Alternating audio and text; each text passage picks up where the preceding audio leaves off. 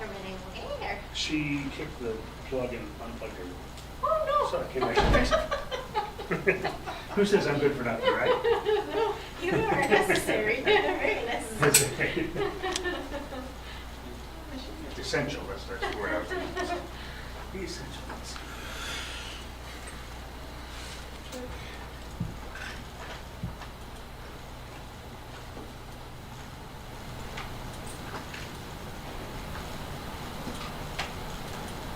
You've been holding up, doing okay? Yeah. Good. How about you? Fine. Better than I deserve. Oh. Don't sell yourself short. Cyril? Oh, how are you? Good. Yep, surviving real well. Oh, that's good. Especially when you got a nice day like this, you got a big yard and garden. Oh, yeah, you keep it busy then. Yeah.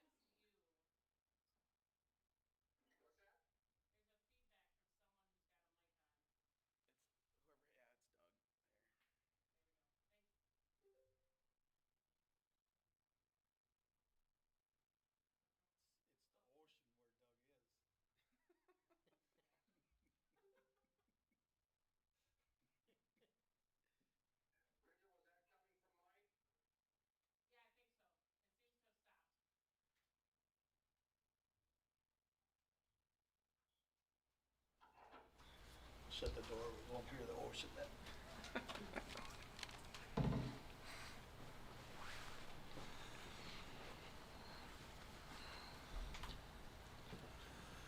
And for those two that are called caller 3 and 4, you can just direct message them. I don't know how to do that, really. Oh. You got the chat part. If they're calling in, do they get messages? I don't know. Calling in, that's true. I don't know if they're just calling. Why don't you ask those who are on as, I'll do that quick. Those who are on the call as caller 3, 4, and 5, could you give us your names?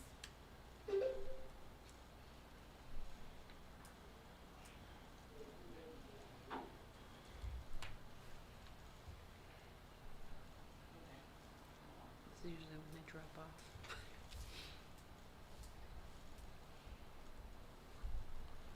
If you're listening by phone, can you let us know who you are? If you're not on by computer, you're listed as unknown names. I'm Tammy Paskowski is one of them. I don't know, because I can't get it to work on my computer. Okay. Sorry. That was caller 4. Thanks, Tammy. Yeah. Heidi Stallworker. Oh, you're caller 5, Heidi? Okay, thank you. This is Greg Albert. Greg, which one, can you speak again so I can check which number you were? This is Greg. 3. 3? Oh, thank you. And then there's number 6 that we don't know. Who's on the phone? Who is that Greg? What's the last name? Hello, this is Irene from Court. Okay, Irene, what's your last name? It's N-W-O-Y-E. Thank you. What was Greg's last name? Probably missing. Ogden, right? Albert? Albert. Albert. Albert. Okay. Okay, everybody ready? Okay, we're gonna open this meeting with the Pledge of Allegiance. I pledge allegiance to the flag of the United States of America and to the republic for which it stands, one nation, under God, indivisible, with liberty and justice for all. Two more arrived. Yes, go ahead. Caller 7, someone who just arrived during the pledge, could you state your name? Mike Hewlett, Minneapolis Star Tribune. Thanks, Mike. Caller 8, could you as well state your name? Who just arrived?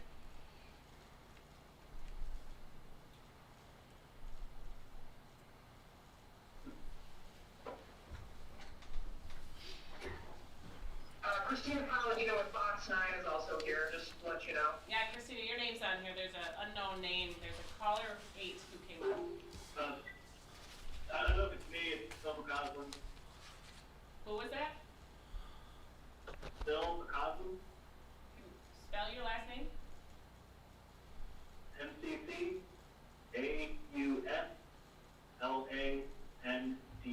You said Bill, correct? Phil, P-H-I-L. Thank you. Okay, number 2, open public forum. Anybody wishing to address the council that is not on the agenda? If there is nobody, then we will go to number 3, approval of the amended agenda. I need a motion.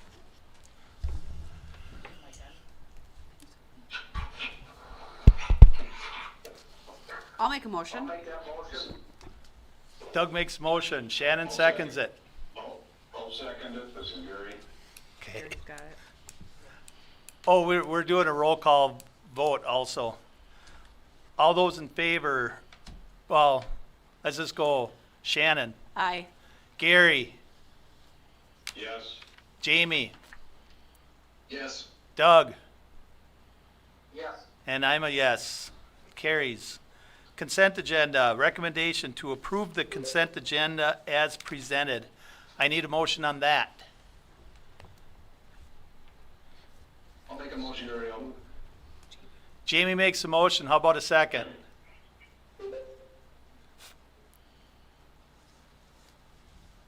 This is Gary, I'll make a second. Gary seconds it. Any discussion on it? Otherwise, all those, well, I'm going to keep on doing that. Shannon, Yes. Jamie, Yes. Gary, Yes. Doug, Yes. and I'm a yes. Motion carries. Okay, number 5, presentation on screening and operational mitigation strategies at Pilgrim's Pride. Wesley Smith. You on, Wesley?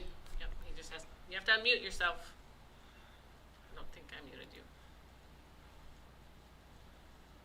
There you go.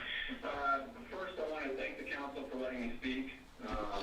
We're grateful for the time. I'm going to read a statement that the company and I are not prepared today. During this global pandemic, our highest priority has been the health and safety of our team members who are providing food for our community and country. Pilgrim has had Cold Spring team members test positive for COVID-19, and we are working with the local health department to ensure we are doing everything we can to combat any potential spread of the virus. We are communicating directly with our team members, and we will not operate a facility if we do not believe it is safe. Today, at Cold Spring, we screen all of our team members by asking COVID-19 related health questions and temperature checking 100% of the workforce before they can enter our facility.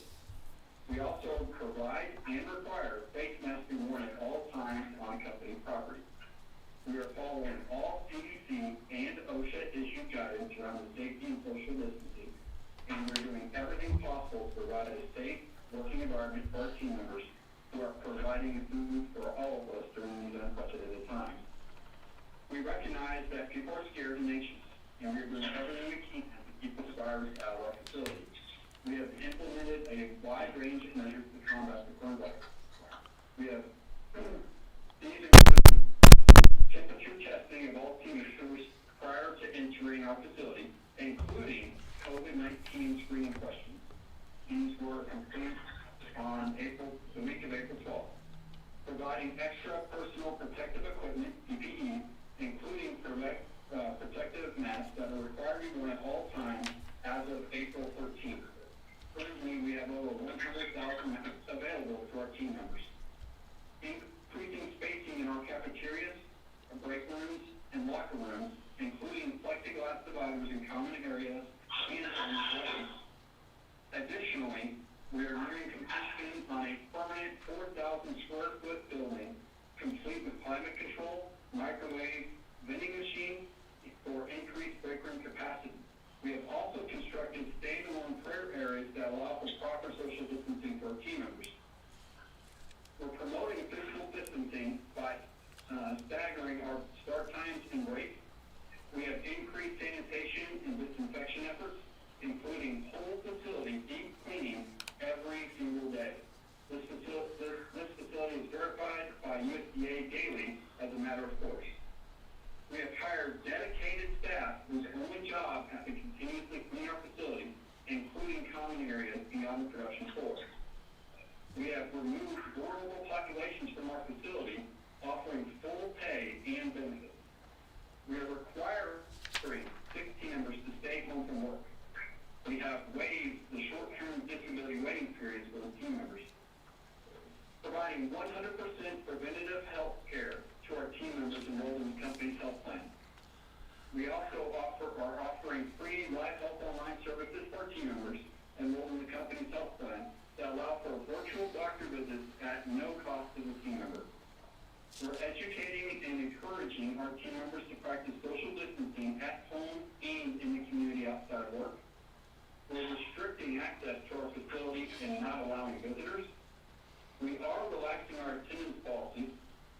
Additional screening of employees who have not been at work for 5 days, regardless of the reason.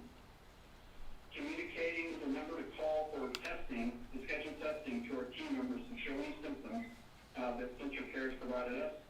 And, opening up our time clock in and clock out times, the window, so that our team members can practice social distancing while waiting in line. Marking the floor in the common areas with epoxy paint to show proper social distancing and 6 feet of separation. We've removed unnecessary doors in our hallways to reduce touch points. And finally, we have opened up our turnstiles, adding a security officer to verify access privileges to prevent congregation at our main entry exit. And that's what Pilgrims at Cold Spring is doing to control the spread of the virus. Thank you for your time. All right, thank you very much. Does anybody on the council, Doug, do you have any questions? No, none at this time. How about Gary? No, not at this time. Jamie? No, no questions from me, Mayor. Shannon? Nope, not at this time. I don't either. Thank you very much, Wesley. Thank you, Wesley. Number 6, presentation on COVID-19 outbreak at Pilgrim's Pride. Natalie Ringsmuth and Mohammed Goni? Hope I got that right. Is Natalie still on here, Mohammed? Yes, thank you. I'm here, and Mohammed Okay. can go ahead and go first. Unmute, Mohammed. There we go. There you go. Okay. If I may go first, thank you, Mayor, thank you, Natalie, for giving me the chance to go first. It's always ladies first, so let me go first. And we have been organizing workers in that area, and the workers have much concern than what Mr. Wesley Smith has suggested. There's so many workers who are right now out of work, tested positive, and they have not been, protected from getting the virus in the workplace. And as you know, we will share the testimonials direct from the workers that all the workers got infected in their workplace, and they were not provided with the right PPEs. And the bathroom for male section is only 4. It's only 5 stalls, and one of them is out of order for 6 months. And then a couple of hundred of workers were sharing the only 4 bathroom stalls. In the cafeteria, they have done some little spacing on the tables, but there is only also 4 microwaves in the male section, and there's up to 4 to 7 workers warming their meal at one time in one microwave. They're always too small. Some workers were working shoulder to shoulder, and the company was not sharing the information regarding how many folks or workers got infected in the workplace. And the company also insisted not to do any mass testing for the workers. And while workers walk out of the shift on the training session, they have tested on their own through central care systems, and most of them were tested positive. The company may have done some cosmetic sort of change or measures, but right now, as we speak, we know folks who are sick, who are working, and they are being forced to work. And the company was enforcing their point system. They have been calling workers who tested positive to report to work, and some of them can, even the council members can call, put their neighbors, and we have their contact. And some of them who tested and have not been given the 14 days were supposed to report back to work last Saturday on the 10th of this month, while they were still sick. Family members were sick, and they are in a very difficult situation. The workers and the community at large is just simply asking for the company to take its responsibility and expose how many workers got sick in the workplace, and also and do a deep cleaning like JNO and JBS in Wellington has, done. And, we are also requesting the council to take, to help this company, accountable, and, they should not be running away from their responsibility and blame the workers who, hundreds of them are tested positive, and now some of them are in the hospital, some of them are in a very bad situation in the homes, and they are all our neighbors and our friends and our family members. Thank you.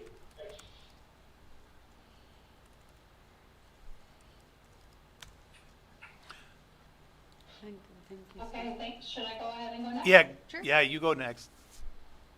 Okay, thank you, Mr. Mayor and esteemed city council members for hearing us out today. You may have seen reported in the media that on Monday of this week, there were 194 cases reported at Pilgrim's Pride in Cold Spring. Just 4 days before that, there were only 83 cases, which means that had more than doubled in 4 days. And so this is the urgency we've come to you with today. We have talked as members of a community team that's working with these workers. We have talked to many workers who say things like, I am very worried, will you please help me? Today we come to you asking you as leaders of the city where Pilgrim's Pride is, will you please help the workers who come to work in your city? The demands that are being made by the workers, again, like Bonnie said, was that the workers would like the plant shut down for 2 weeks for cleaning, sanitizing, and disinfecting the whole plant. And there needs to be mass testing of all 1,100 workers, and only workers that test negative should be allowed to come back to work. When you heard what Wesley Smith from Pilgrim's Pride was saying about the measures they have taken to protect workers, we want you to be aware that some of these measures were not taken until very recently, and according to multiple testimonies we have heard from workers, some of these things are not true for all workers within the facilities. So for instance, Wesley said that temperature testing is done, but we have heard from one worker who gave a testimony that when she did have a temp, the nurse told her that maybe it was menopause or just that time of the year, and to continue working anyway. That very night she went to St. Cloud Hospital, tested positive for COVID-19, and was unable to continue to come to work. Unfortunately, she had not worked long enough yet. She'd only been there 6 weeks. She had not worked long enough yet to get health insurance, so now she has bills from the ER and no ability to pay them. Wesley also said that PPE was provided and it is required now, but just up until a couple of weeks ago, the only masks that were provided were t-shirt material. And as you may know, this is a very dirty job. Chicken juice was getting on these, people were sweating through them. It was not enough to keep our workers safe and our neighbors safe. Also on the production floor, Wesley had mentioned that there were plexiglass dividers. According to workers that we have talked to, workers are still 2 feet apart, sometimes still arm to arm. The only thing dividing them is a saran wrap like divider. The whole facility is deep cleaned, as Wesley said. We talked to one of the subcontracted cleaners, and they said that there is not enough ability to clean and disinfect the whole plant as they are working. A couple more things I wanted to mention. Wesley said that 100% of preventative care to all team members that are on the company's plan was given. Recall that story I just mentioned to you. There are neighbors of ours that are going to the ER with COVID-19 because they have worked at Pilgrim's Pride and they are left with the bills to pay.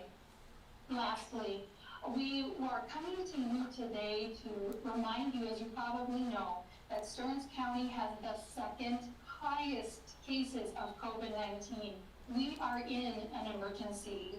And we need you as community leaders to join with us and understand your role in helping to ensure that everyone in our community is safe. Yes, we are here because of what we've heard from the workers, but I'm also here as a member of Central Minnesota who has her family here, who has multiple jobs in the community, and I want our central Minnesota neighbors to be safe, and everyone should be able to be safe at work, especially in this time of global pandemic.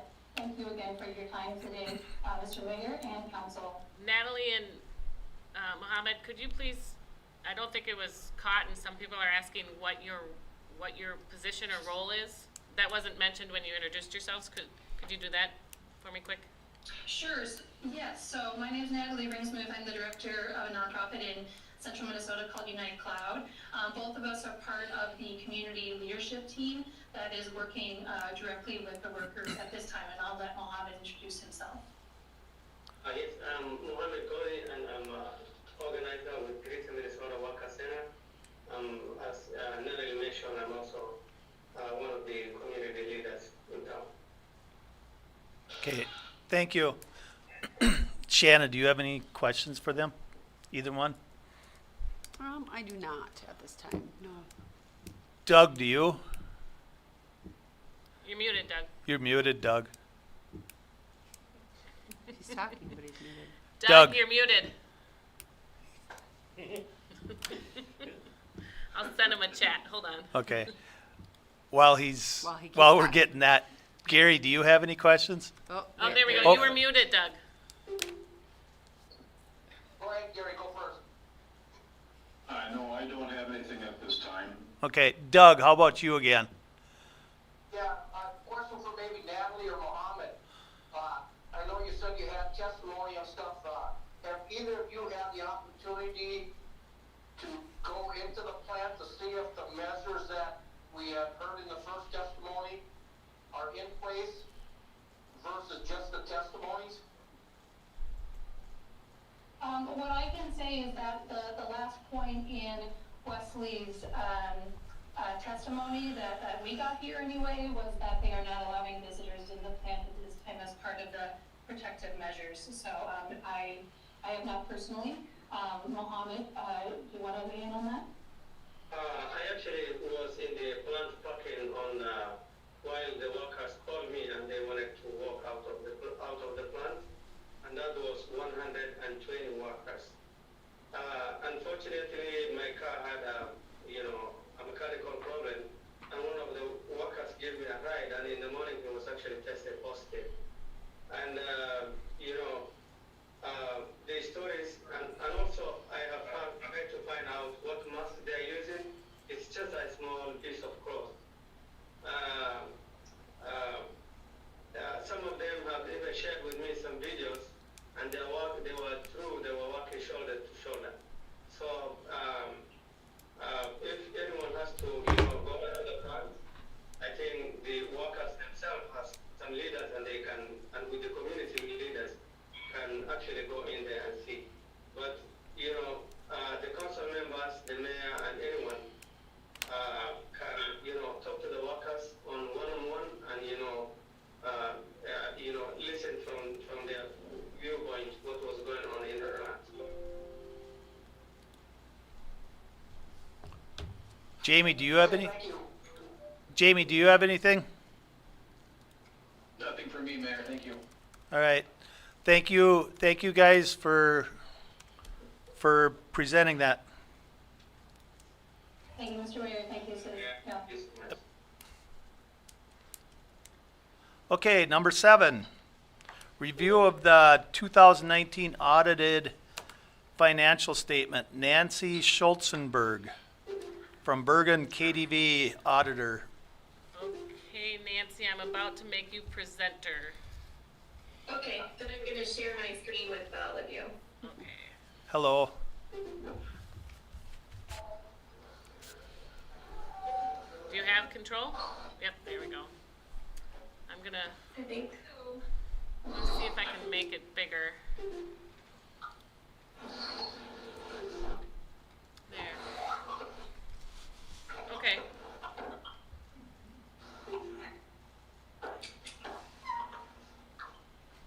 All right, can everyone see that now? Yes. Yes. Yes. All right. Nancy, can you move your mouse down so, Nancy, can you move your mouse down so the mic and the camera screen and leave won't be, there we go. Thank you. Okay, perfect. So thank you for tonight to go over the results of our audit. I did put the highlights in this presentation so that we don't have to spend too much time going through those larger books. Can you make I'm that having go a little away? trouble. There we go. All right.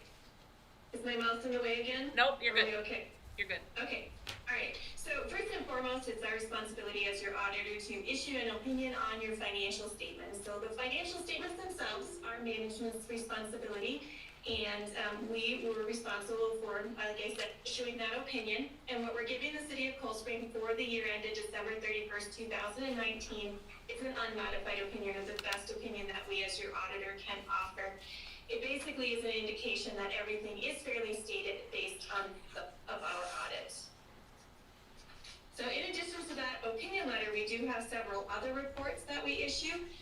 The first one has to do with government auditing standards. So because of some of the funds that you receive from the federal government and local governments, we're required to look at your internal control and then also look at compliance with regulations, grants, contracts, those types of things. Based on that, we did have the one internal control finding that you're used to seeing, the lack of segregation of accounting duties. Simply there, based on the number of people that you have in your finance office, there are some overlaps. So not something that we're saying you have to correct, but something that you as the council need to be aware of and paying attention to things a little bit closer because there are some overlap duties. But again, same finding as in prior years and what you've seen as long as I've worked with the city. And then also we did not have any compliance findings related to those government auditing standards. And then the last official report that we issue is the report on Minnesota legal compliance. So the Office of the State Auditor gives a list on an annual basis. It covers 5 categories of legal compliance: deposits and investments, claims and disbursements. We take a look at your indebtedness. We look at contracting and bidding, miscellaneous things. And based on that, we had no findings again this year. And then we issue a communication letter, which includes required communication and financial analysis. And the financial analysis we'll go over on the remainder of the slides. And the required communication really are things that our standards require us to put in writing to you as the governing body. It would be our tool if we had anything that was significant that we uncovered, or if we had any difficulties or disagreements with management. And I'm happy to report that we had none of that, and everything in that section of the communication letter is our standard template verbiage. So a clean bill of health, if you will. Moving on then to the financial information, the first chart that I want to look at takes a look at your tax capacity, your levy, and your rates over the last 5 years. In the middle, that grayish line, that's your taxable tax capacity. You can see that has consistently gone up every year. It's up about 926,000 since 2015 and up 465,000 since 2018. So a nice increase there. And that's important when you look at the bottom line, the green there, that's your tax levy. That has also been increasing overall, about 156,000 since 2015. But because of the significant increase in that tax capacity, the tax capacity rate actually was able to decrease. So you're down 6.89% at the end of 2019. Moving on then to take a look at your general fund, where most of the operations of the city are housed. The first chart at a very high level takes a look at total revenues, total expenditures, and fund balance at the end of the year. And you can see in each of the 5 years that we're looking at, your revenues have exceeded expenditures, allowing for an increase in fund balance. So for 2019, that fund balance went up about $142,000 for the year. And we'll dig into the details of the revenues and expenditures on the next couple of slides. So starting with the revenues, revenues overall up about 1.7%, so pretty close to where you were last year and even 2017. But there were some variations in the categories. So if we look to that, miscellaneous, a large increase of all of them, and that's the red portion on the top of the bar. And the basic reason for that is an increase in investment income. And I wanted to point that out because that's an unusual increase and probably one that won't last. So typically you purchase your investments and you hold them to maturity, and you know the value you're going to get plus the that you earn. But every year, as an accounting function, we're required to report them at fair value. So the fair value fluctuates, and 2019 was a very good year for fair value, so at the end of the year, that increased. You'll see an offsetting decrease in the years going forward to get it back to the face value. And that's just, again, an accounting function that we're required to use. Other categories also saw some fluctuation. Your charges for services and your licenses and permits were both down. You had unusually high years in 2018 with some significant commercial permits and development in the city for that year. And then taxes and assessments up about 77,000 with the increase in the levy. On the flip side of the revenues, you'll see the expenditures. Those were actually down about 6 cents, so we're getting pretty close to the operations of 2018. And like revenues, some fluctuations between the categories. So there was a fairly sizable increase in your public safety, up about 104,000, and that's your largest spending category, so you would expect to see the largest increase there. Most of that was cost of living increases and health insurance increases in the police department. And then two categories up and decreases. First of all, that public works. There was a loader purchased in 2018, and then in culture and rec, there was the promenade that was built. So both of those capital related, not consistent expenditures, accounting for the decrease there. And then your general government, pretty consistent with the previous year. So the next slide puts together all of that information and compares it to what you had planned for a budget. So if we look to the very bottom, you can see that initially your budget planned for an increase in your fund balance. It was modified, decreasing revenue and also decreasing expenditures. And then you had anticipated a small decrease. You actually outperformed that budget and increased the fund balance by 142,000. If we look at, we go back up to revenues and we look at the variances, revenues were about 2% over budget, so pretty good, pretty close. And you'll see an over budget in the miscellaneous revenues. Again, that's the investment income, so conservative budgeting there. And then offsetting that was an under budget in the property taxes. The EDA levy is budgeted in the general fund and then quoted directly into the EDA fund, so accounting for that variance.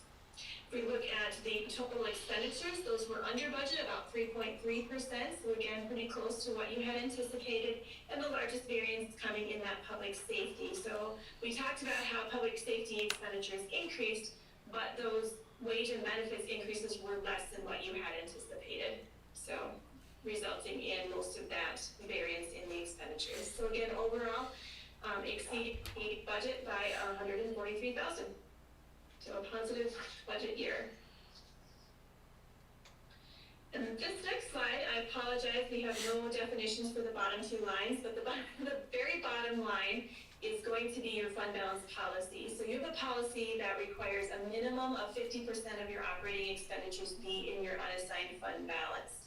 The next line up, the blue one, is going to be that unassigned fund balance. So you can see that you are definitely meeting that minimum, and that unassigned fund balance is increasing each of the years. The two lines on the top, the first one is the cash balance on the very top, and then your fund balance total on the bottom. You do have some funds set aside for specific purposes, allowing for that change between the total fund balance and the unassigned fund. So all of those heading in the right direction in a positive. Any questions on the general fund? Not for me. Okay. Good for me. This is Doug, I am done. Okay. Okay, then we'll move on to the enterprise funds. First one is your water fund. This fund saw an increase in your operating revenues, about 13%, so a nice increase. Also an increase the previous year, so the right trend when we're looking at operating revenues. There was an increase in the usage by the brewery is primarily what's accounting for that change this year. Operating expenses were also up, and that had a lot to do with purchases of water meters. So kind of a one-time thing, not a recurring annual expense. But overall, you did report operating income in this fund, and we look at operating income in two ways. So the two bars to the right show operating income with and without depreciation. And we like to show that because depreciation is a non-cash expense. So you can kind of see the cash flow of the fund when we subtract that out. So a nice increase in the overall operations of the fund. And the net position on this slide, it is the equity, if you will, of the fund. And overall, an increase there as well, about 118,000. But the things to look at in this fund, since 2016, the unrestricted, or that bottom portion of the bar, has been decreasing, and this is theoretically what you have available to spend. So the top portion represents your capital assets, less depreciation, less any debt that's remaining, used to construct those assets, and that number is decreasing, so you want to see that as well, but it kind of shows that heavy activity that's been going on in this fund in the last couple of years. So we're just recommending you keep an eye on that and make sure that your fees are covering all costs of the fund. Moving then to sewer operations, 2018 saw an unusually high year for operating revenues, so you do see a decrease in the operating revenues of almost $400,000 for the year. There were several connection fees that went along with that commercial development last year. Those didn't repeat in 2019, and then also less usage by the brewery on the sewer fund, so an opposite of what you see in the water fund. Your operating expenses did actually in this fund as well, and you were able to report just under $1.2 million in operating income, including that depreciation. And again, here we show both perspectives to show how much you're covering that non-cash expense, and you're covering all of it, so that's good. And when we look at the net position of the sewer fund, you can see positive operations each and every year for the last 5. So overall, total is up about $4.2 million. And the good news is that unrestricted portion, which was available to spend for the future, is up about $2.9 million. And that's important in the sewer fund. There's heavy capital in this fund and big needs, and there will be going forward. So it's good that there's some funds being saved for the future there. And then your last enterprise fund is your stormwater fund. Consistent increase in your operating revenues each year, which is good. And for 2019, a small decrease in your operating expenses, allowing for operating income with and without depreciation this year for the first time since 2016. So that appears to be headed in the right direction. And that is what I have. Any questions?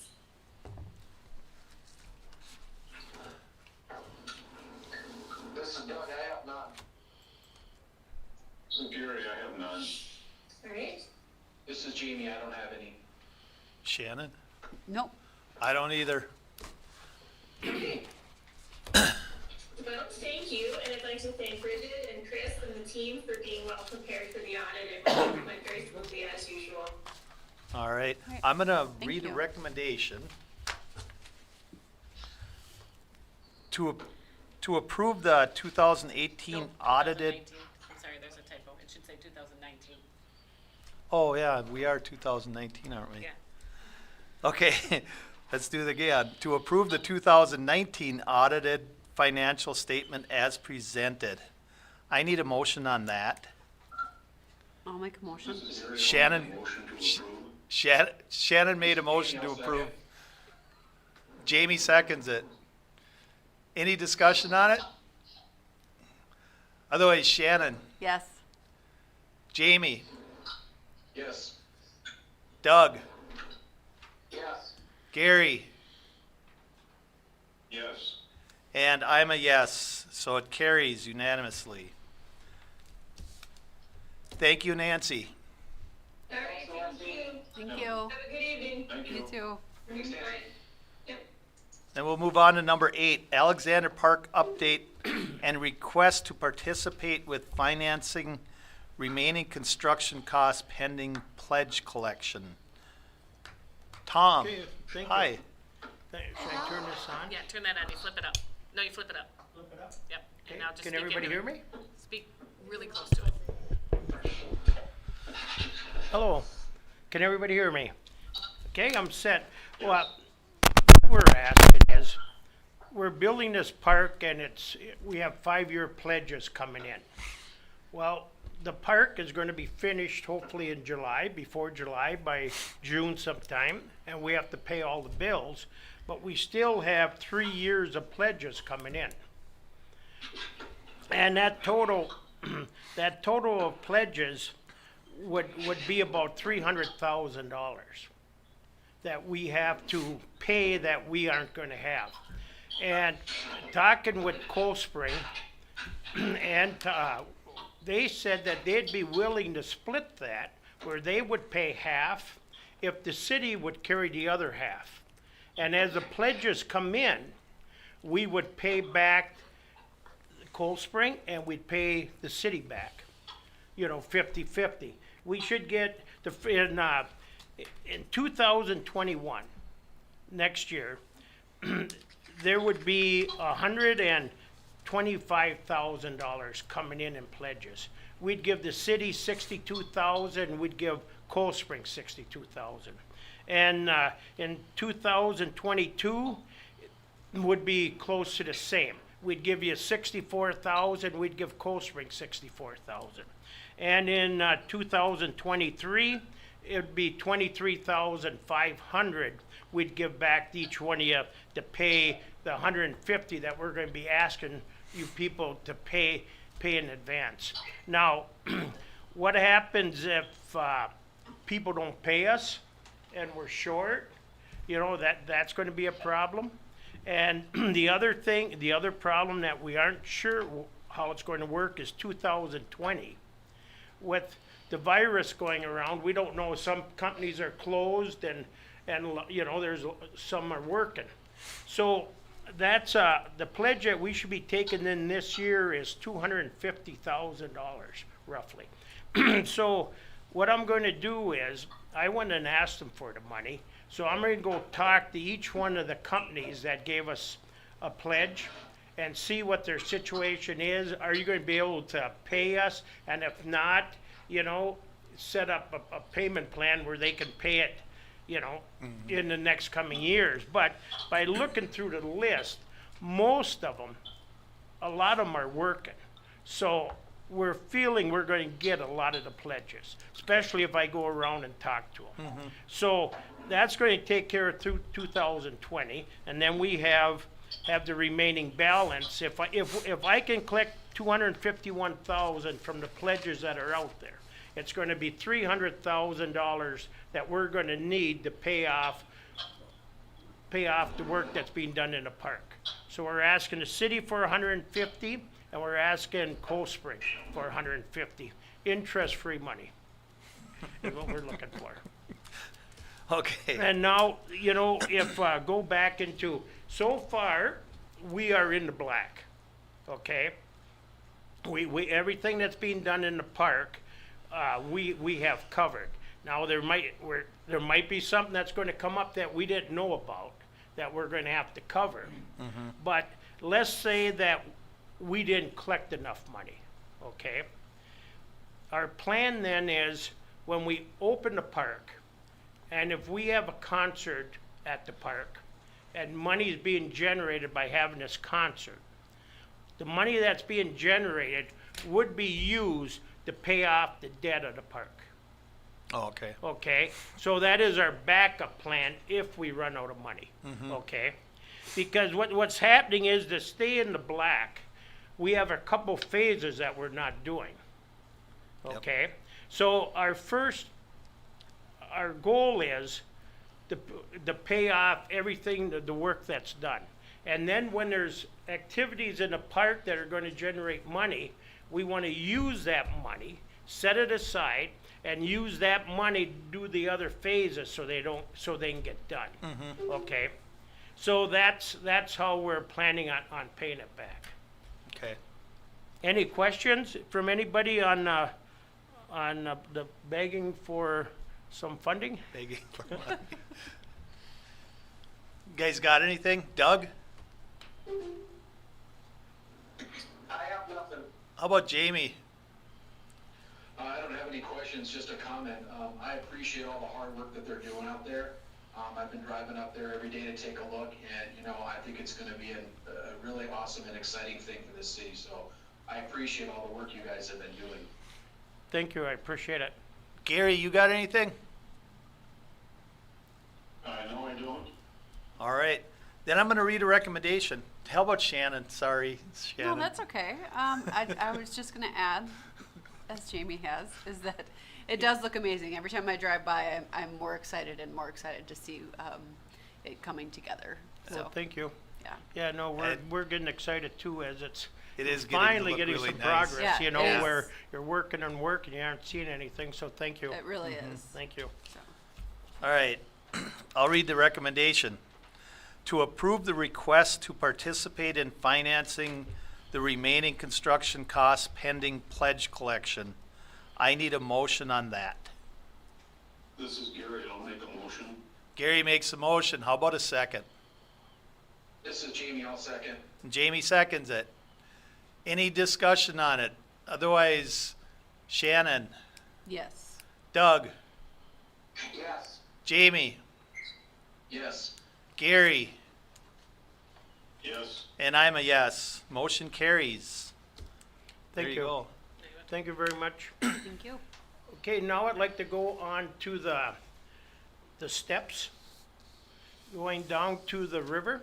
Does Yeah. everybody have? I'm gonna share my screen and I'm gonna go get what it looks like for Okay. everybody to see. Okay, give me This? 1 minute. Yeah, yep. Let me go I got here. pictures. USB.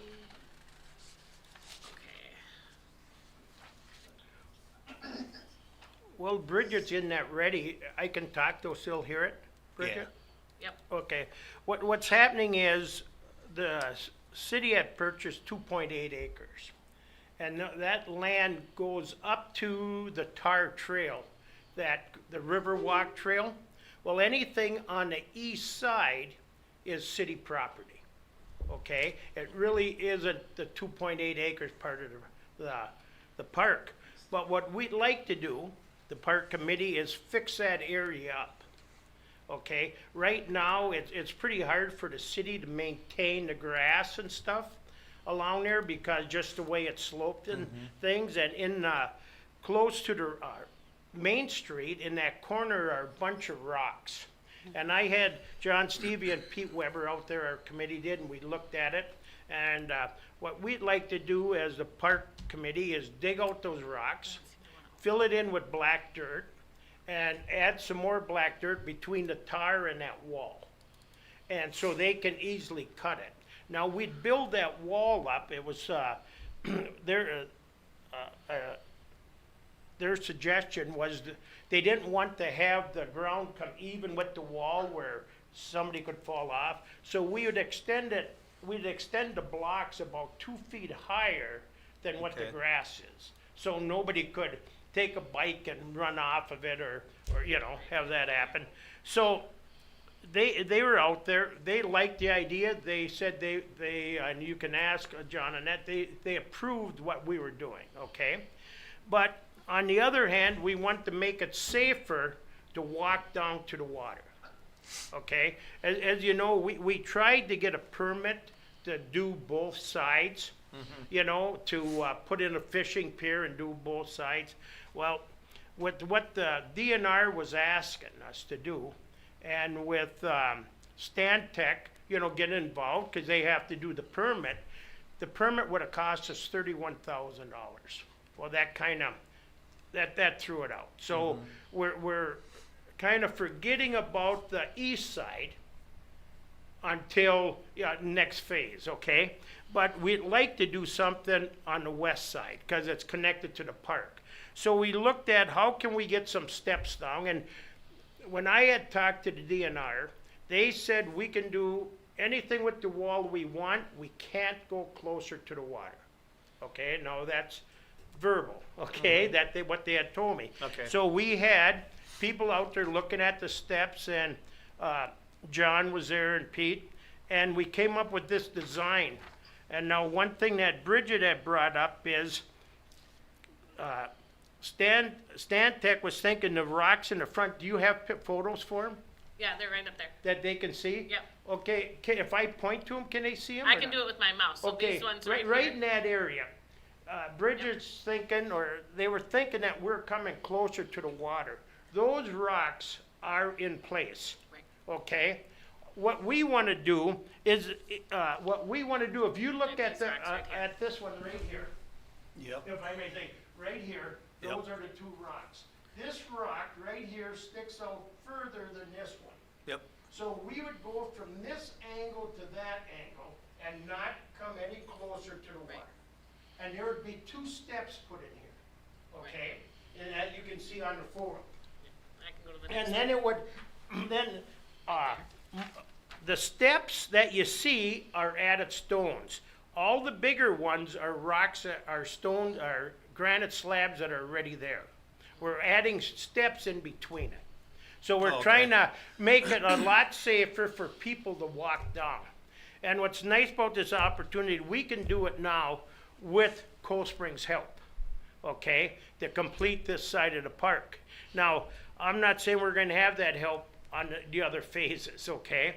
So we're asking for the approval from the city to let us put these steps in, okay, to make it safer to walk down. We'd add boulders on top of the ones that are there, Okay. so it's higher than what the grass is. So they'd be about, you know, I'm saying 2 feet, it can be 20 inches to 30 inches depending on the block. And then we'd have the grass slope down to it from the tire slope down to it, so the city could cut the grass. And then when we get on the other side of the tar path towards your fishing pier that you're putting in, we'd also add those same blocks there so nobody could fall over that end, okay? So now we can get that done now with no cost to the city, if you guys approve that, okay? Okay. But, No cost to the city now or no cost to the city ever? okay, well, okay, we would complete this job, Right, okay? And then we're gonna give it to you. right. Now, what happens afterwards? The maintenance would be Yeah, up to you the know- city. Maintenance would be up to Right, us. right. Yes. So that's where we're at. Okay. And you want an approval tonight? Well, I'm asking for approval so we can get going on Yeah, it yeah, and yeah. get the slabs made and put them in, right? Yeah, So- so I can jump in here, part of the issue is the development agreement that we have with River Park Foundation Yep, is it identifies the parcel, and this is a different parcel, so this isn't the same PIN Parcel. number as the one that the Alexander Park's in, so it's not covered by that agreement, so that's why Tom's Right. here to have permission to work on Okay, this okay. parcel as well. And then, do we have to talk to the DNR about this parcel at all, as long as I have we're to in- just verify the flood, and I will do that when they ask for permitting. The only issue might be whether those 2 steps that connect those 2 rocks, the Right. ones here, if they change the flow of the river, we might have an issue. So Brian and I can look into that before Okay. you start. yep. Okay. I'm speaking for you, Brian, is that all right? That's all right. Okay. Somebody want to make a motion on, This is Doug. yes, go ahead, Doug. I'll make a motion to, have the foundation go ahead with it, bearing no, problems with the DNR on, changing the water flow. All right, Doug makes a motion. How about a second? I'll second that motion. Jamie seconds it. Is there any discussion on it? Otherwise, we'll vote. Shannon, sorry. Yes. Doug, Yes. Jamie, Yes. Gary, Yes. and I'm a yes. Motion carries. Thank There you go. Now I have a couple more things, can I? Oh, go ahead. Okay, one is, it was requested by the city that we add a water heater and that we put sprinklers in the boulevard, okay? That's not in our budget. I'm just, okay, the water heater from, Gilk, they told us would be about $800 and we have to wire it. Run wire to it and wire it, so be under 1,000. The sprinkling system, to put it in the boulevard, would be $1,500.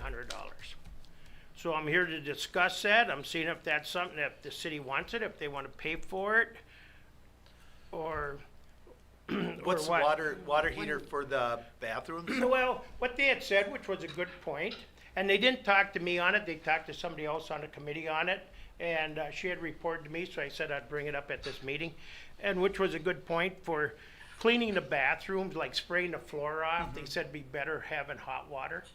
And, you know, you can't argue that, but you know, if you go to restrooms, they don't have hot water. We never thought about putting in hot water. Oh. I guess we talked about it, we said, no, we didn't need it. But now, as we're talking, you know, they're saying, gee, it'd be nice to have hot water.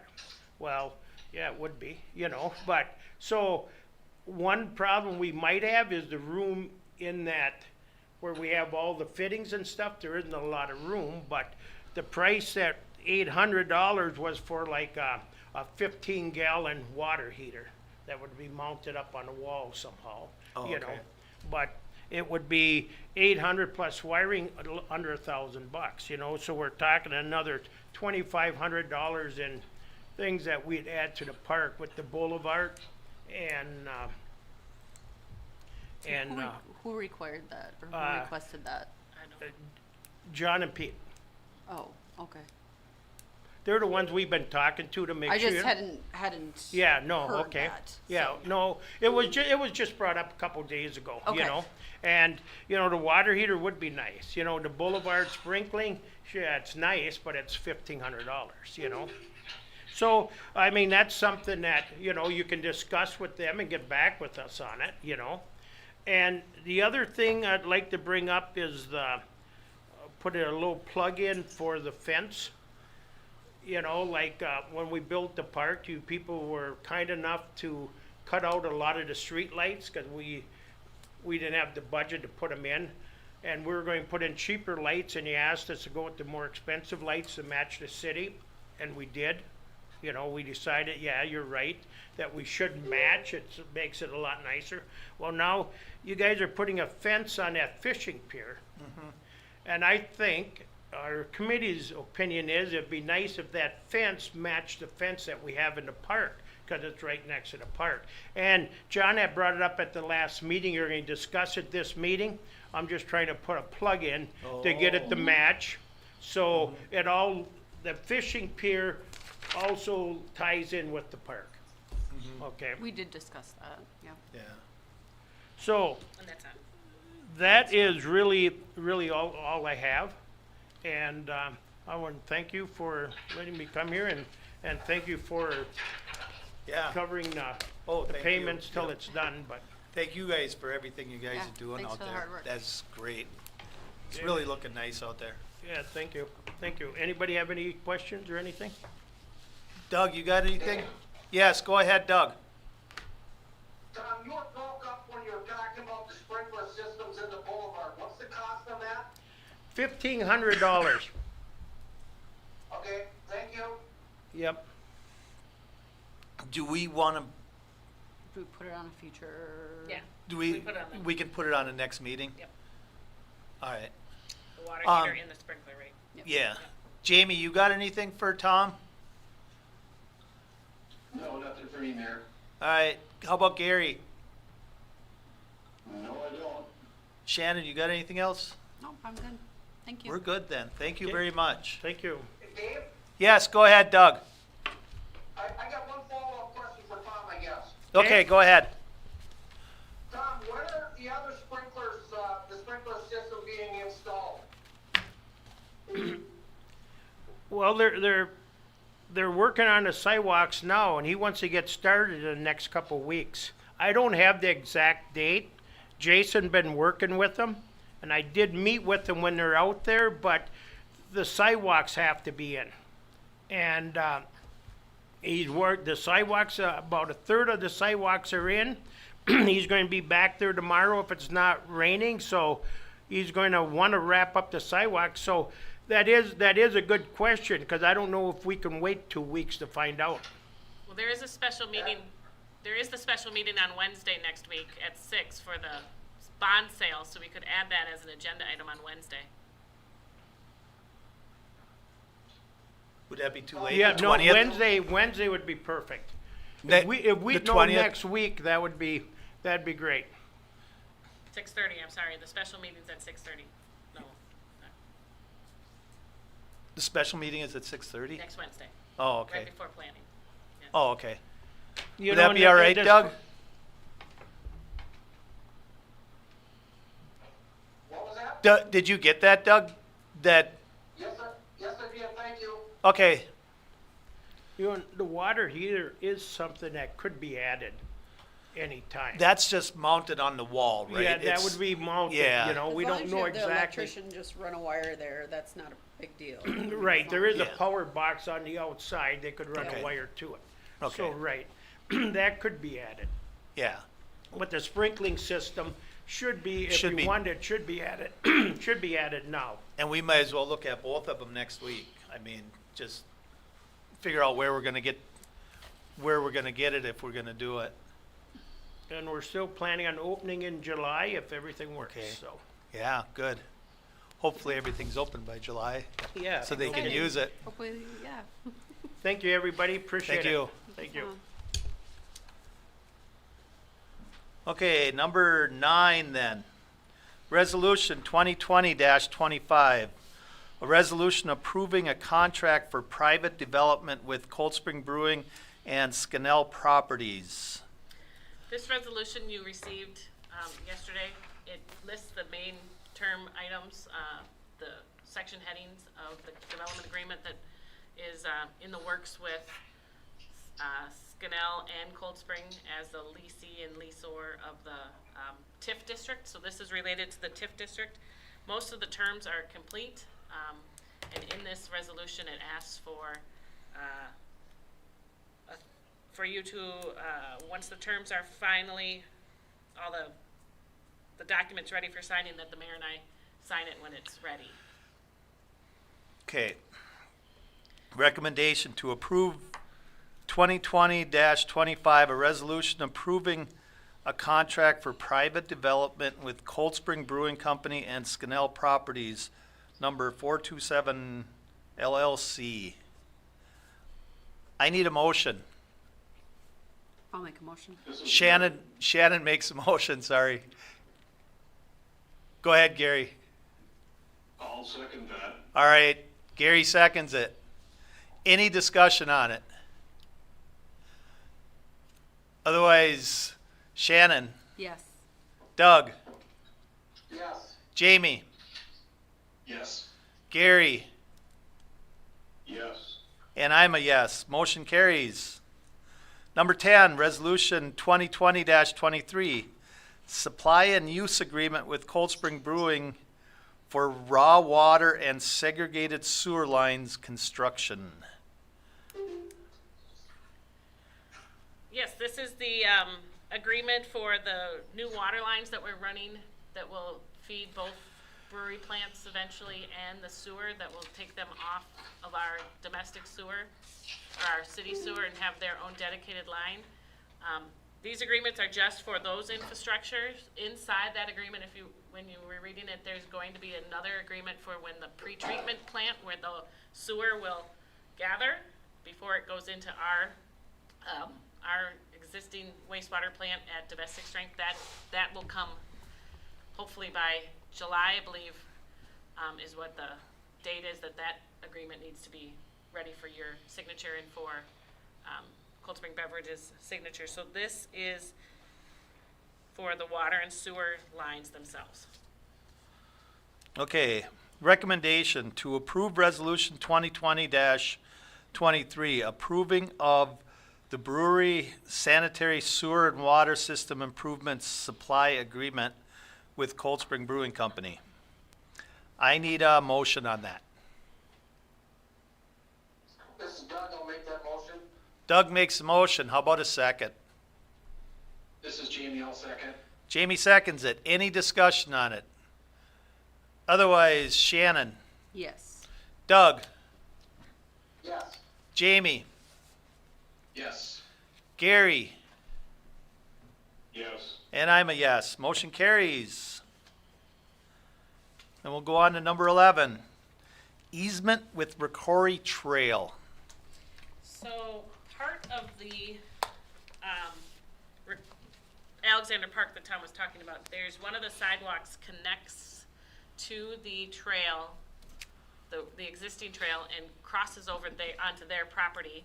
And in that area of about 35 feet is where a bike rack will be and a bike repair station that's available for anyone in the park or on the trail. And so the Ray Quarry Trail at their meeting last week approved providing an easement to the city of Cold Spring for those two structures so that we have access to go, maintain them, fix them if there's anything wrong. And so this is asking for the city to accept the easement.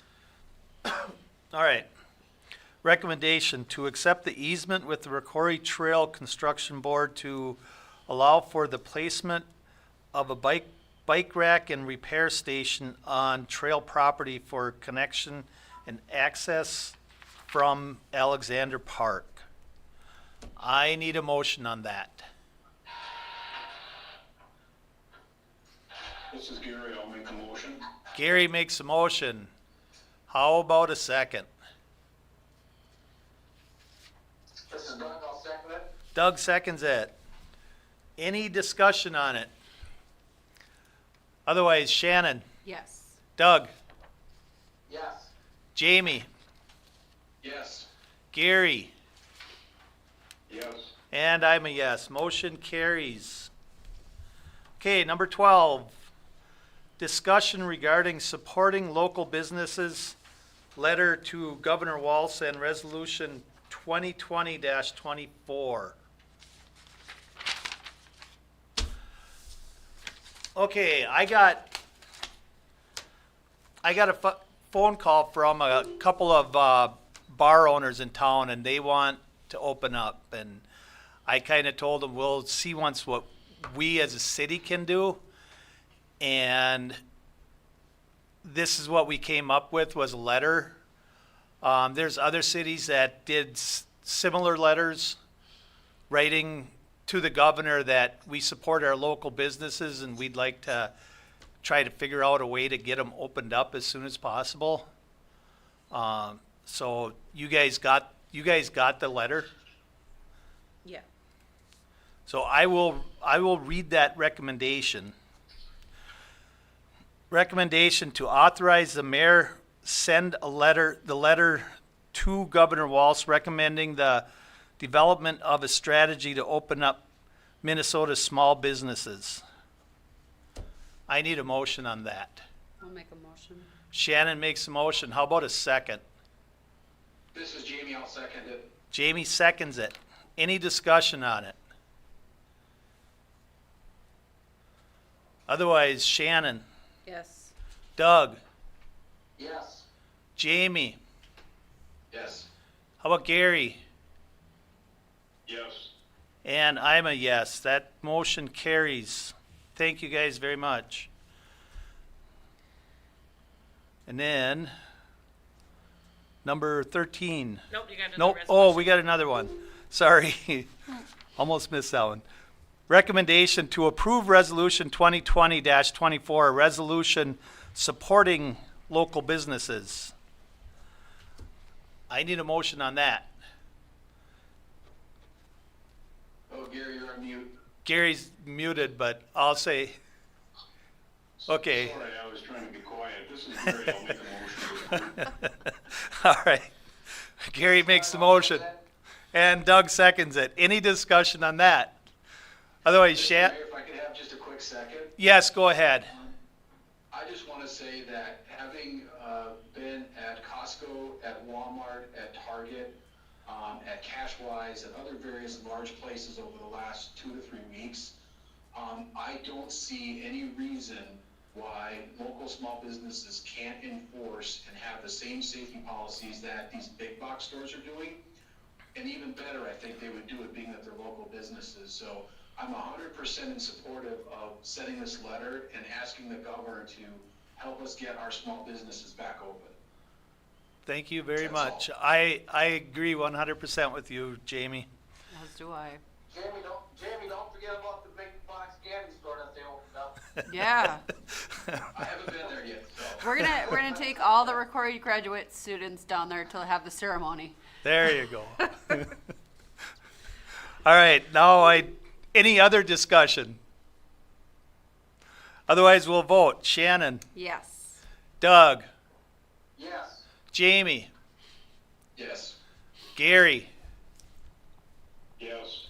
And I'm a yes. Motion carries. All right, number 13. Public Works Director Report. John Stevie. Good evening, Mr. Mayor and Council. Can everybody hear me all right? Yes, and Brian's right next to you on the screen, too. That's funny. It's like you guys are sitting by each other. All right, so the first thing I have on my report tonight is the lift station pump. Pretty straightforward. It's for lift station number 1. Minnesota Pump Works was a little bit, $13,425.44. So looking for approval. All right. Just that. All right, recommendation to approve the purchase of a 20-horse pump for lift station 1 from Minnesota Pump Works at a cost of $13,425.44, and furthermore, to be paid out of wastewater department budget equipment line item 6311. I need a motion. I'll make a motion to approve. Jamie makes a motion. How about a second? Doug? This is Doug, I'll second it. All right, Doug seconds it. Any discussion? Otherwise, Jamie, Yes. Doug, Yes. Gary, Yes. Shannon, Yes. and I'm a yes. Motion carries. All right, John. All right. Sorry, I apologize. I didn't get a picture of a pump for you, Shannon.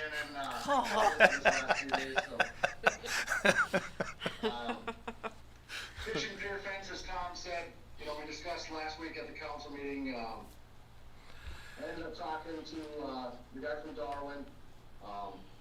Sent him over the specs we need. Talked to him about it. He sent me back the specs. I think I shared it with Bridget to show you guys. Attach it to my report so you can see what the fence looks like. Very pleased with it. It's going to follow building code as far as the spindle width, things like that. So basically looking for approval for 162 feet of decorative metal fencing to match the fishing pier. We found we'll pay for it out of the Parks Capital Expenditures 6413. If you have any questions for me, I'd be glad to answer them. As of right now, May 26th, the week of May 26th, is when they will be pouring the concrete out there. So we got a little bit of time. Okay. We figured it would take about a month to get the fence once we ordered it, so it could all work out real well with the timing. All right. Okay, I'll read the recommendation. Recommendation to approve the purchase of 162 feet of decorative metal piping from Kerbin Metalworks at a cost of $96 per foot for a total cost of $15,633, and furthermore to be paid out of Parks Department budget line item capital expenditures number 6413. I need a motion on that. This is Doug, I'll make that motion.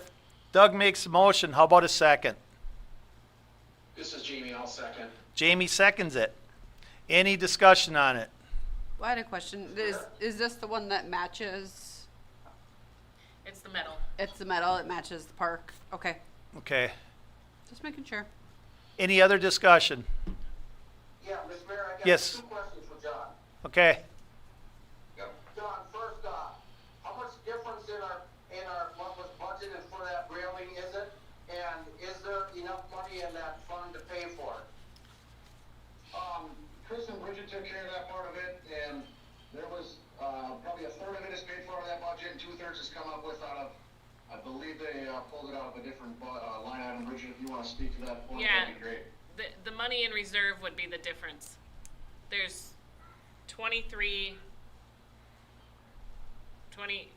let's see, it was 25,000 and the other one was 2150, so whatever that is left, 2350, and then the rest would come from reserves.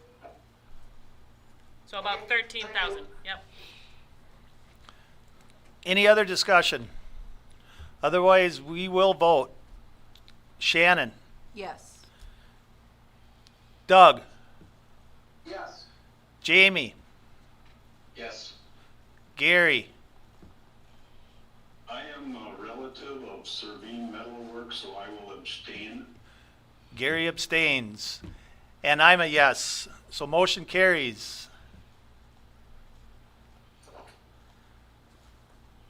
Okay, John, next. Just a little update. I want to let you guys know I publish a consumer confidence report as I do every year in the Cold Spring Record. So if you see that, don't be alarmed. It's just a standard MDH policy that I have to do before July. So. All right.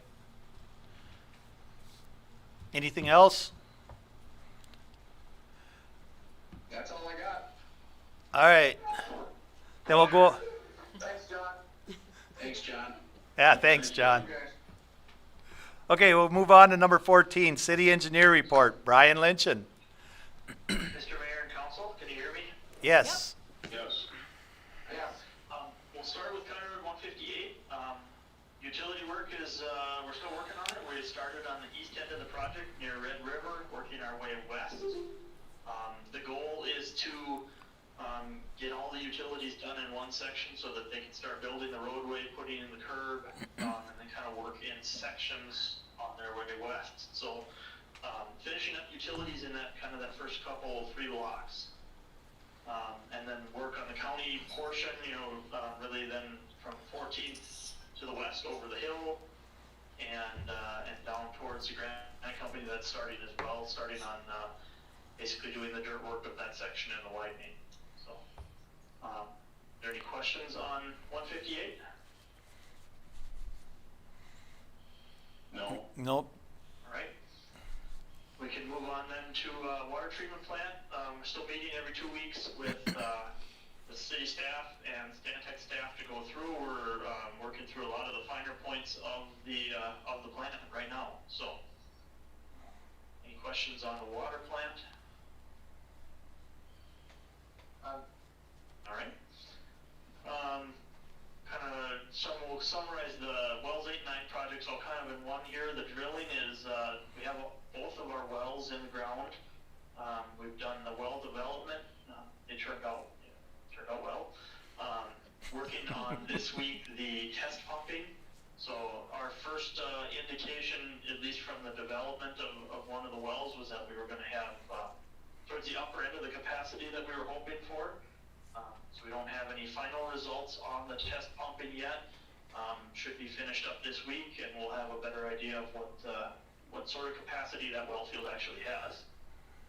Related to that, we started on last week started pipe work on the water main portion. So we're up to the well field on the east end. We've got the directional bore under the wetland. By the end of today, they had anticipated being out of the farm fields. And by the end of tomorrow, weather permitting, they're hoping to have almost everything on the east side of County Road 2 completed. Oh, wow. So the directional drill and the casing under County Road 2 is also already in place. So then just the portion on the west side of 2 over to the distribution center. So they're moving along at a very good clip. Yeah, good. That project is moving along. And then as it relates to the pumps and controls and everything else on the project, the big thing we were waiting for was the test pumping results. Once we have those, then we can actually start sizing the pumps, sizing the motors, developing the site plans, designing the overhead power for those size motors, etc. So really, kind of that last piece is coming into play here. So that's the update on wells 8 and 9. Are there any questions on that? I have none. Nope. All right. The sanitary sewer and water system improvements, as we've talked about, basically the segregation of the sewage for the brewery, ultimately that will go to the pretreatment, including then also a water line from our new one that we just talked about down to the downtown facility. So we're actively working on basically the route layout for that. Met with Public Works staff today to go over some of the finer points of the route. So we're still looking at the best ways to get a couple of large pipes through some congested areas. So that work is ongoing. Okay. I don't know if there's any questions on that. All right, and then last item I had had was really kind of that final piece of the brewery projects is the industrial wastewater pretreatment. So taking that segregated wastewater, so we want to keep it separate from the domestic waste. So that's the point of the sewer systems and the lift station upgrade. Getting it over to the treatment, the wastewater plant area, and then constructing the industrial wastewater pretreatment. So really a facility that's designed to take a specific waste, in this case alcohol and sugars are the predominant waste components, specifically tailor a treatment process to those, take that waste down to a domestic type strength, basically that we can then run through the current wastewater plant for to be able to finish the treatment process on it. So it's really taking that high strength waste and knocking it down to a waste or a level that our wastewater plant can handle. So we've I've included in my packet a scope for the conceptual design. This is really the more detailed study of the preferred treatment method. We had done a previous study where we kind of looked at the whole gamut of what was available. Did some very high level looks at how they would work, some high level cost estimates. From that study, we had a tentatively preferred alternative. So that this is really the next step, taking that preferred alternative and really vetting that process, getting into the nuts and bolts of how it'll work and what the waste constituents will actually be when it comes through here, and how those specific waste constituents will actually affect the existing wastewater plant. So really taking that concept and really drilling down into it, getting more information on it, looking at the existing plant, site layouts, updated cost estimates, and also kind of taking this at a first flush past the MTCA to get their buy-in as well. So what I would be, I can answer any questions on it. Otherwise, we'd be looking for approval to get moving on the conceptual design for that industrial pretreatment. Then I'll read that recommendation. Brian, a question? Go ahead, Doug. Brian, when this plant, when and if it gets built, is that going to alleviate the smell from their plant in town right now? Yes, so this plant would, so there's a good question. The brewery currently has industrial wastewater pretreatment. They've had it for a number of years, and they've had some issues with it, smell being one of them. And so in our early conversations with the brewery, this is something that they wanted to essentially kind of get out of the business of the treatment of those wastes, especially because both facilities, both downtown and distribution center, are now generating waste. They would have had to do expansions and upgrades to their plant, and so that's where, through those early conversations, we talked about it would be better to have a centralized facility. So their high strength waste will go straight from where it's produced at either of the facilities directly to the city. So it should alleviate those smell issues downtown.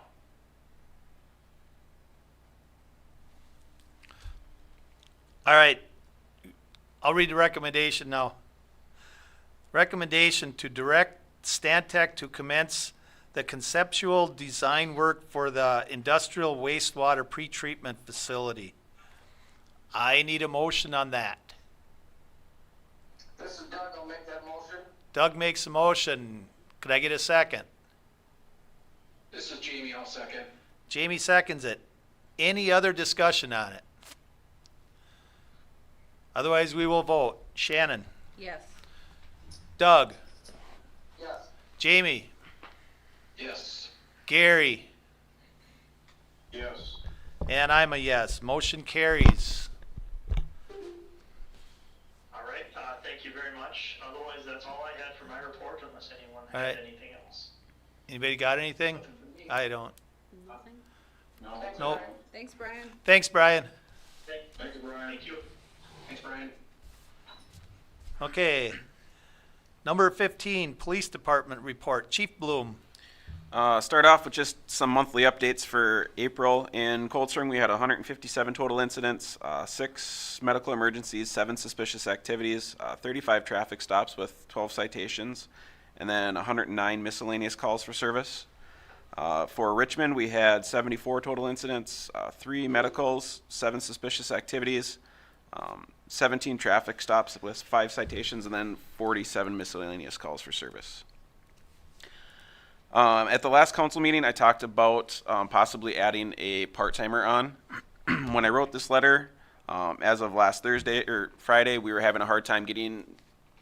The candidate I was looking at was Ryan Schaefer. He worked he worked for us part-time from October of 15 till August of 2018. So he's a relatively recent part-time employee. He's currently working full-time in Meeker County. We were having an issue with getting a hold of HR down there because nobody's working from the office right now. This afternoon, we got a response from them on everything we need to update his personnel folder from when he left here. And he did leave on good terms, and I would make a recommendation to hire or put him back on the part-time list at the first step of the part-time position, which is $21.22 an hour. As long as that's okay with you guys. He's an easy individual to plug back into the roster as he was an employee not that long ago. We need a motion on that though, right? Yeah. Yes. Could I get a motion to have him put what's his name, Schaefer? Ryan Schaefer. Ryan Schaefer. Yep. I'll make a motion. Shannon makes a motion. This is Gary, I'll make a motion. How about a second, Gary? Shannon just. Yes, I will. Okay, thanks, Gary. We got a motion and a second. Any discussion on it? Otherwise, we'll vote. Shannon? Yes. Doug? Yes. Jamie? Yes. Gary? Yes. And I'm a yes. Motion carries. Excellent. Thank you. And kind of in that same scope with everything going on, we're currently working with, we have joint powers agreements with all of the other agencies in the county, trying to get a group together to talk about, and a lot of the metro area departments are doing it, where if something would happen that a lot of the members of a department would go out and they need help covering, how we would work that schedule for officers from outside the area to go in and take emergency calls and do what needs to be done until that department can get back up to full staff. Mm-hmm. So hopefully we never need to use it, but trying to have something in place that if it did occur, all the areas in Stearns County would be supported. Okay. So we're working through that currently, and hopefully before too long we have something in place that is a working model. And also with that, on our end, looking at what it would look like if we had to stagger our shifts with, so there wasn't much interaction between officers to try and stop any contamination between officers, whether, a day shift and a night shift, and then run a set of days on, set of days off, and what those options are. So trying to be prepared for worst case scenario with the hope that we never have to get there. So that's kind of what we're working on right now, and if anybody has questions, I can answer them. Otherwise, that's kind of what I had. Anybody got questions for Jason? And for me, Thank you. Like it. All right. Thanks, Jason. Thank you. Thanks, Jason. Thank you. Okay. Thanks, Jason. Okay, number 16, fire truck discussion. Chief Dan Weber. Are you on yet, Dan? He was there. Oh, yeah, there you are. Yes. Yes. Yep. All right, yes. Thanks for this wonderful way of a meeting. Did you guys did they get a Yep. copy of the proposal? Yes. It was a truck committee with myself, Brian Peters, Matt Hesse, and Cassidy Dingman that went and got McQueen Emergency to give us a quote on a new fire truck, 2021 fire truck. There's a lot of things Doug, you wanna mute again? Expensive. And it's quite an expensive truck, but, I just want, I know, we've been trying for about the last 4 or 5 years to try to get a grant through the FEMA grant, but we have not been able to get one, but this is the proposal that, what we like for on the truck. Any questions? If you want me to go through it a little bit more, it's gonna take about 11 to 12 months to get it. Once we order it. So quite a substantial amount of money. Like we need to go forward with it. Mm-hmm. You, The other truck, 76 is 40 years old, 44 years old. So I would like to get a council approval to start going this route. Dan, I'm gonna jump in, I don't know what else. no, I'm gonna jump in about financing I can't options. hear you. Okay. Now, can you hear me? Yep. Okay, so Chris and I were looking at the various ways to pay for the pump. We know what the cost is through the bid. For several years, we've been collecting money. We've been putting money in away, as has the townships, and we have accumulated almost 179, a little over $179,000 of interest. That was also the fire hall and the pumper, but we figured with the we keep them in one account, so we manage that interest all together, and we thought putting the interest towards the truck, all of that balance, to reduce the cost of the truck for everybody involved, would be to do that, since the 179 towards whatever happens with the fire hall, it makes sense to use it towards the fire truck. The capital expense fund has that 186 for a truck. There's also a pumper fund from gambling revenue and the 4% balance that we thought. So that would bring it down from 648,729 to 209,47, which would be the amount we'd need to figure out borrowing. Most likely an interfund loan, and then we would just discuss as the contract talks with the as the agreements we have with each township states, we'll have a discussion with them about their contribution towards large capital, and so it would be that amount that we'd be using to figure out that 209,47 to talk to them about. That's what we need to finance between the four of us in some fashion, but it's not the full 648. Yeah. It's a 209 that we'd be borrowing. Correct. Go ahead, Doug. Sounds like, Yeah, I guess just to clarify, so the 209 is what we borrow, and the rest of the buffer we have in funds already, correct? Correct. yes. Okay, thank you. Do we need a motion to go ahead with this? Yeah, for? you'll need a motion to approve him ordering it. Okay. Can I get a motion to approve Dan to order the truck? This is Gary, I'll make a motion. Gary makes a motion. How about a second? This is Jamie, I'll second. Jamie seconds it. Any discussion on it? Otherwise, we'll vote on it. Shannon, Yes. Doug, Yes. Jamie, Yes.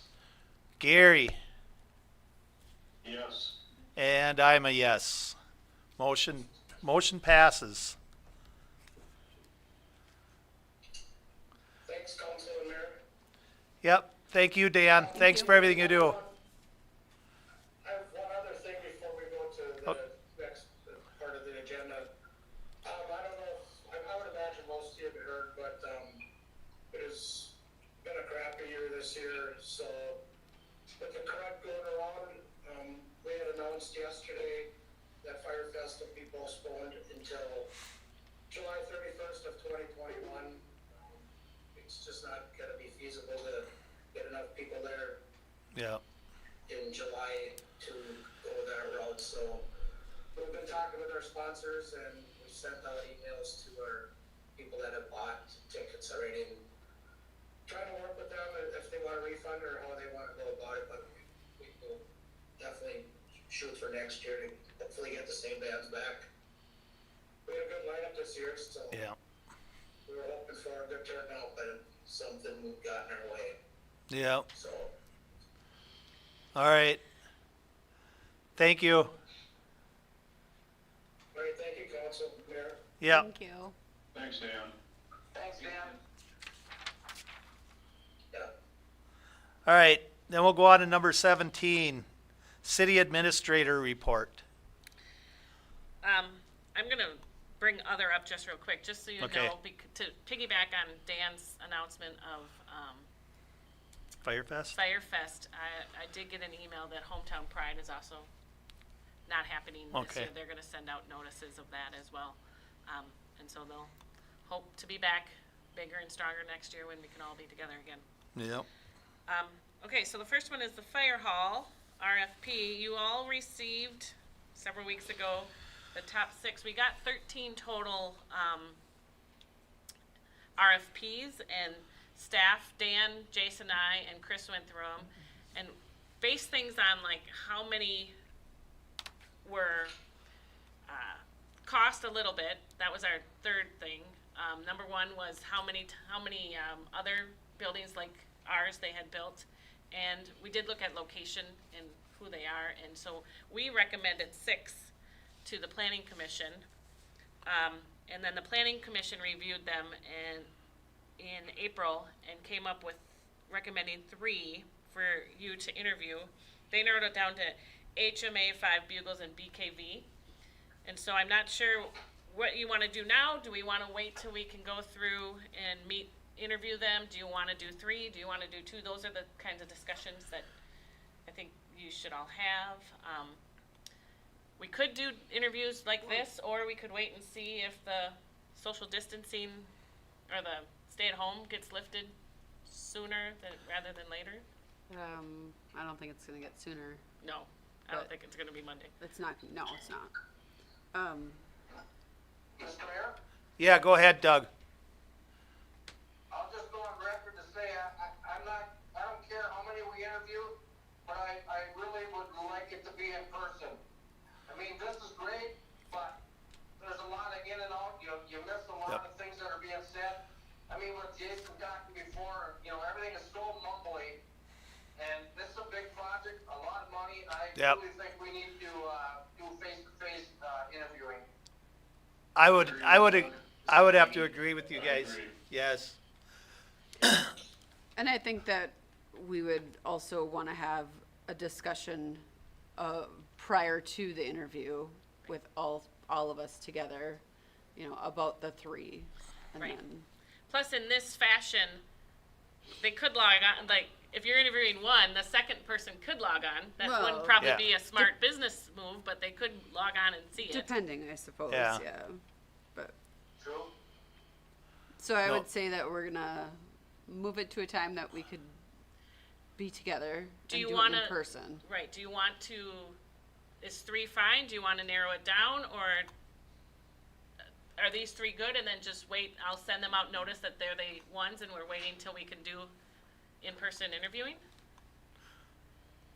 My opinion, I think we should do them all 3 of them that were chosen there, and in person.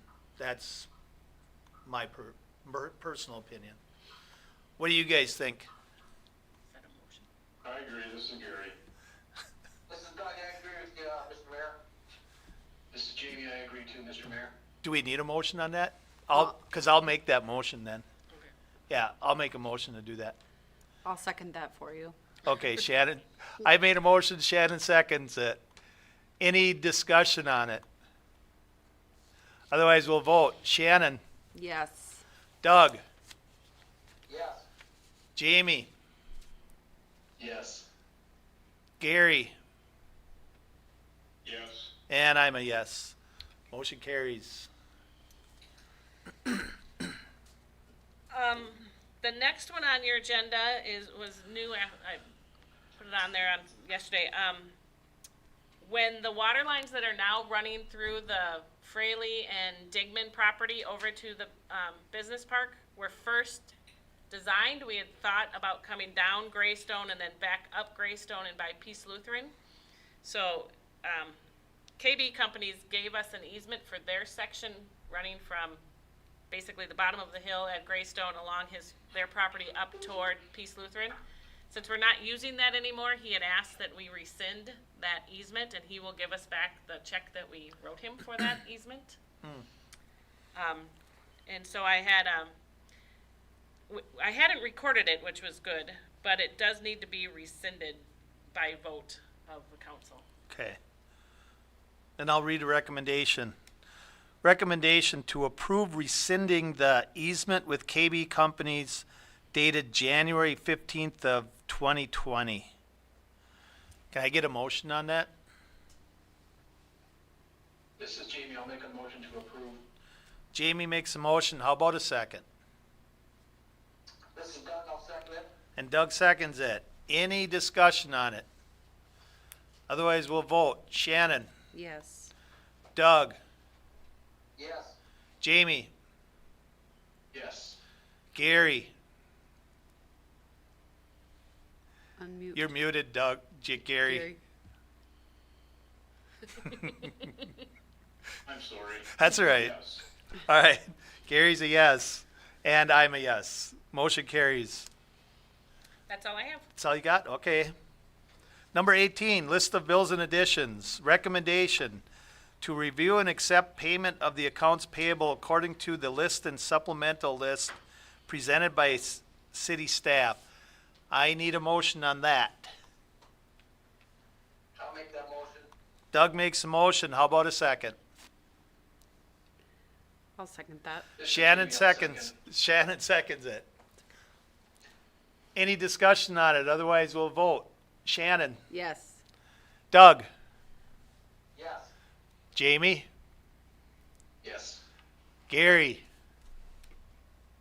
Yes. and I'm a yes. Motion carries. General questions and comments from City Council. Shannon, I have none. Doug, I have nothing. Jamie, Nothing for me, Mayor. Gary, Nothing. and I have nothing. Number 20. Next special meeting for the City Council is May 20th, 2020, and the next regular scheduled City Council meeting, May 26th, 2020. I need a motion to adjourn. I will make a motion to adjourn, Mayor. Jamie makes a motion. How about a second? I'll second that. Doug seconds it. Any discussion? Otherwise, we'll vote. Shannon, Yes. Doug, Yes. Jamie, Yes. Gary, Yes. and I'm a yes. Motion carries. Thank you guys very much. Thank you. Thank you. Have a good evening. You also.